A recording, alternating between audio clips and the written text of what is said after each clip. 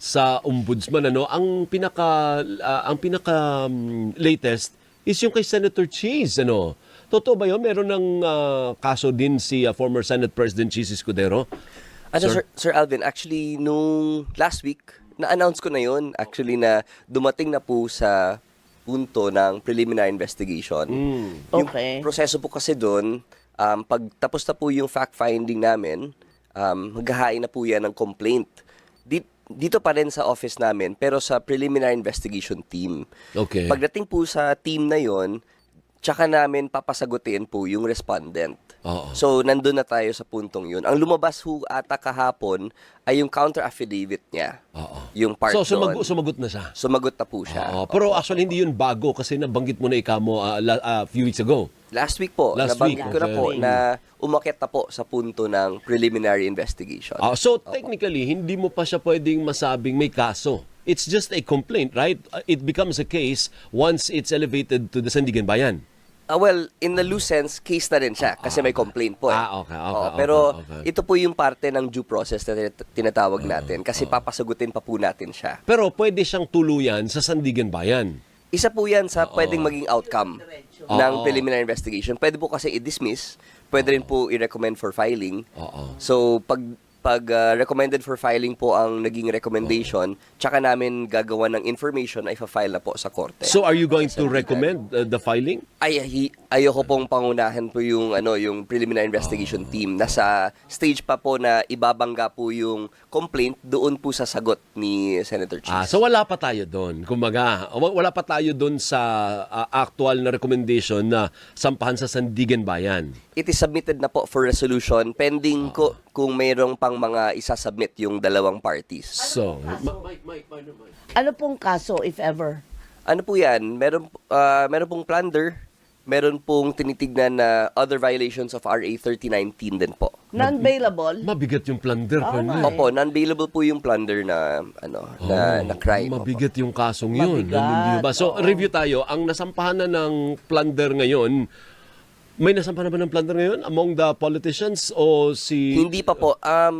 Kagaya po ng explanation po kasi ni Ombudsman, nung pumasok po kami, ang temperature ho ni Ombudsman kasi noon ay ayaw niya mag-file ng plunder dahil napakahirap na po mag-convict sa plunder dahil sa sobrang daming jurisprudence na ang dami ng requirement bigla. No? So, although as the days went on, tsaka pinapag-usapan po yung pwedeng kasuhan given yung evidence po na nakita ho namin, ang naging direction na po ngayon is maybe we can give a chance to revisit itong plunder doctrines natin. Kasi iba na po yung panahon ngayon. I guess also with the advent of social media na nakikita ho natin lahat at mas aware po ang mga tao sa mga nangyayari. Yung temperature or yung atmosphere po ay siguro sa tingin po ni Ombudsman ay ripe na po para i-revisit itong mga medyo humaharang sa pag-convict ng plunder. Yung kay former Senator Bong Revilla, anong plunder din mang kaso noon? Yung nakakulong siya ngayon, hindi ba? Yes, opo. Plunder Ano po din, yun? no? Malversation po yun. Malversation. Through falsification of public documents. Opo. Okay. Yung malversation po kasi, basta mag-over siya ng 8.8 million, ay non-bailable din po ang malversation. So may ganyan pa palang meron threshold. palang Opo, meron eh. Meron, may ganon, may ganon. okay. So, pag 8.8 and above, ano na po yun? That is already non-bailable. Okay, so Pero- kay Bong Revilla, malversation, kay Senator Jinggoy Estrada, plunder. Yung recommendation po ng DOJ na receive ho natin last week ay plunder. Plunder. Ang Office of the Ombudsman naman po ay gagawa ng isang independent na evaluation of the complaint dahil yung expertise po kasi ng Office of the Ombudsman ay corruption and graft Kasama na din po dyan ang plunder. So, i-review, titignan kung okay na sa kanila kasi sa Sandigan Bayan po kasi ang Office of the Ombudsman lang ang may standing So, kailangan yung taya, kailangan aralin talaga din para confident sila or kung maging confident sila, kaya nilang ipaglaban sa Sandigan Bayan. Okay. Pero So, para kailangan sa mo ordinaryong tao, ang dami po niya mga legalist. Nax, meron akong nalalaman na legalist. Wala kaming pakialam sa mga ganyan. Ang tanong lang namin kasi, plunder is plunder. Kailan may makukulong? Kailan merong mananagot? Kasi ang tagal na yan. At parang kagaya kay Bong Revilla, kay Jinggoy, paulit-ulit. Bakit ganun? No, kaya nga po actually nawawala po yung ganong usapan sa narrative kasi sinasabi ng iba, biglaan Oo itong mga kaso na ito. Pero sa totoo lang po, matagal na ho talaga ito. Noong September pa po lumabas yung mga pangalan po ng mga sa Senate Blue Ribbon Committee pa po yan. Oo, Kaya itong due process kasi, tsaka yung crime kasi po ng corruption, tinatago ho talaga yan. Hindi naman yan nakasulat sa papel. Wala namang invoice or delivery receipt. No? So, ang pag-develop po ng mga witnesses, ang paghigop ng mga evidence ay isang mahabang proseso, lalo na itong mga respondents ho natin ay hindi karaniwang tao din at may kakayahan na itago yung ibang ebidensya. Kaya tumagal ng ganitong panahon dahil sa mga ganung proseso. Okay, Kaya doon sa mga nagsasabi na ngayon lang to at bigla na lang tong lumabas. Oo. Parang tinatimingan nga doon sa iba pang mga nangyayari. Opo sa amin po, itong mahabang proseso ho talaga at matagal na naming sinasabing matagal na proseso ito. Sige, tapos tapusin natin yung sinasabi ko. So, si Bong Revilla, malversation. Si Villanueva, plunder. Si Escudero, plunder. Jinggoy, plunder. Marcoleta, paano naging plunder yon? Kasi yon ang kanilang narrative na wala namang pera ng gobyernong involved doon, paano naging plunder. Kahit ako nung una, yun ang pinagtataka ko. Please explain to the madlang people, paano naging plunder yung kay Marcoleta? I think po, dahil nauna po yung concern over yung campaign period. Kasi we have to understand po na yung SOSE ay sinasubmit sa COMELEC dahil sa campaign period. Tama. Otherwise, kung wala pong campaign period, at the time, congressman lang po si Congressman Marcoleta. Magkaiba po talaga yung trato ng batas sa dalawang period na yon.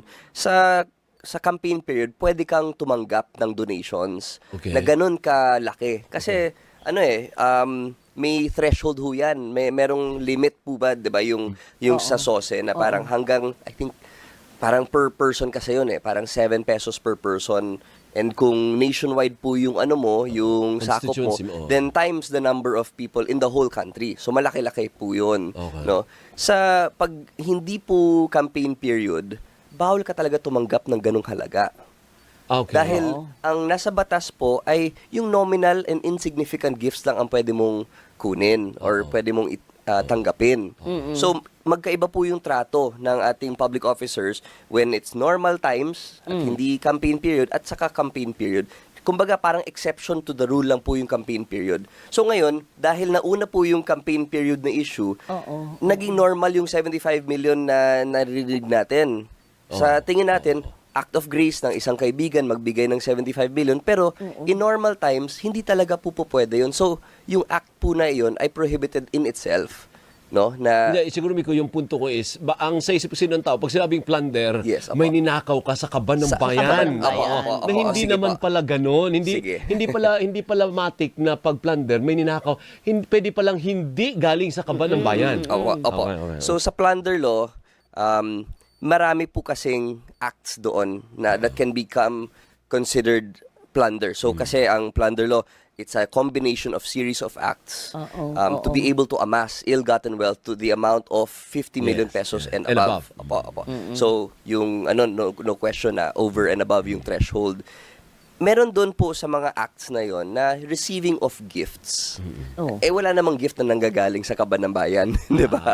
So, okay. meron tayong distinction din diyan na yung ibang acts doon, tama po tayo na may government funds involved. Pero may mga ibang acts din doon na nakita natin sa plunder law na walang kinalaman sa public funds. Kaya nga, so pwedeng plunder kahit walang involved na public funds. Yes, Yun. opo. Yun ang pag-iikot nila dun sa batas. Hindi, partner, yun ang nakalagay sa batas, kaya nila sinampahan, Opo. inirekomenda ang pagsasampa ng kasong plunder. mismo, okay. Kasi akala ng karamihan na pag plunder, nagnakaw ka sa kaban. Oo naman. Hindi nga. Ang sinasabi niya ngayon, kahit gifts, Oo, kahit oo. hindi galing sa public offers, pwedeng pasok sa plunder. That's Opo. what you're saying, right? Yes. Ang purpose ho niyan is during the normal times na hindi sa campaign period, we demand neutrality and objectivity from our public officials. Kaya yung ganong kalaking pera ay hindi talaga po pwede. So ngayon, series siya. Kasi ito po yung nakalagay sa complaint ng FIB, ng Office of the Deputy Ombudsman of Luzon, na it was a gift in the amount of 75 million na during normal times, hindi niya dineclare sa SOSE, hindi rin niya dineclare sa kanyang salin. So, nasaan siya? Ngayon, kung sinasabi niyang wala naman siyang tinatago, ang basehan lang naman po natin ang dokumento. So, yun po yung naging crux ng complaint ng FIB. Hindi, tsaka galing sa kanya mismo. Opo, I've, opo. Siya nagsabi eh. Parang nag-guest siya sa isang programa. Oo. Siya mismo ang nagsabi. Hindi naman siya pinilit eh. Siya ang Oo. nagkwento. Na Opo, marami so- siyang kaibigan na nagbigay sa... Di ba? Naalala mo yun? Wala namang nagpuwersa sa kanya eh. Tama, Sir Alvin. At hindi lang yung sa interview, nakasulat din yun sa kanyang mga na sinabmit sa COMELEC. Okay, Pero so- pwede rin na yung sinasabi na ayaw kong pangalanan kung sino yan kasi ni-request niya na maging anonymous. Tama ba yun? Hindi, partner, si Defensora nandun. Hindi nga, nakasulat. Nakalagay. Nakasulat naman po yun. Si Opo. Defensor? Yes, Opo, si dating opo. Congressman Defensor, yung isa sa nagbigay and two others. Naglagay ho ata siya sa kanyang mga submissions, isang table na may pangalan at may amount, no? Okay. So, yun po yun. Wala namang nakadeklara sa SOSE. Yun po yung depensa niya sa COMELEC. Pero yung ating gustong malaman, bakit hindi po nakadeclare yun sa kanyang salin din. Okay, Opo. sige. So, may magpapaliwanag naman siya for that. Ngayon, punta naman tayo sa sinabi ni Ombudsman na kaso na pwedeng kaharapin ni former Speaker Martin Romualdez.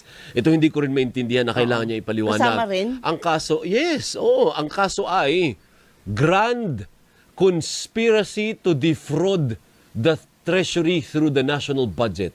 May ganun palang kaso, Miko? Oh, Diyos ko, ang hirap naman Parang yata pikado intindihin. nun. Paano yun? Paano yun? Ano po yun? Well, he was describing po yung nangyari. Pero there are so many different crimes under, plunder law and the RA 3019 kung saan pwedeng pumasok yon. Ang sinasabi lang niyang grand conspiracy to defraud the treasury ay ang description po doon sa kaso. Kumbaga po, ito po yung parang yung base or ano bang tawag doon? Yung parang nakakabit po lahat ng kaso. So master case kumbaga. Tapos maraming nakakabit na kaso. Kasi po, Pero ang ending nun, plunder din ang lalabas nun. pwede po. Pwede po talaga. Kumbaga walang kaso na grand conspiracy to defraud the treasury. Walang ganong kaso. Ang conspiracy po kasi it can only be punishable by the law if explicitly said na conspiracy is a crime. Otherwise, conspiracy is only a mode. Kumbaga parang it's a mode of committing a crime na parang nag-conspire ang iba't ibang tao para mag-commit ng isang crime. Ang batas, minsan sinasabi niya, conspiracy in itself na hindi pa na-consummate yung crime na yon. Pero only when that happens na magiging crime yung conspiracy. Otherwise, kailangan mong makita na na-consummate talaga yung crime. So malamang sa malamang, ang kasong kakaharapin niya, plunder din o paano ba yun? Plunder o malversation o... All of those po are on the table pa po ngayon. Oh. Sama-sama na yan. Kahit sinabi niya na ang depensa kasi niya, hindi nga ako involved. Hindi nga ako miyembro ng small committee. Si ano pangalan ng mama, yung nakatakas, si Zaldico. Si Zaldico lahat yun eh. Wala akong kinalaman dun eh. Yun ang depensa niya. At yun po yung i-raise siguro niya po pag Pero ang team ho natin ay tuloy-tuloy po yung paghahanap ng ebidensya. Actually, in-announce po ni Ombudsman Remulla na nung I think last week or early this week, sinubukan ng office namin mag-serve ng isang subpoena sa House, ngunit ni-refuse ng House, no?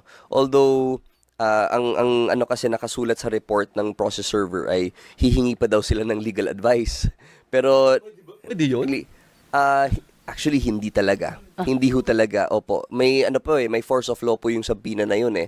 Opo. So, nagkaroon na ng dialogue between the House leadership and the Office of the Ombudsman at sinabi na nila na willing na sila mag-cooperate doon sa at nagkaroon lang na daw ng miscommunication doon sa nag-receive. So, we can expect no na itong mga minutes, itong mga attendance lists, lahat ng transcripts nila ay ibibigay na nila sa amin. Ang teorya ba, Miko, ng ombudsman ay ang utak, ang mastermind nitong flood control mess ay si dating Speaker Romualdez?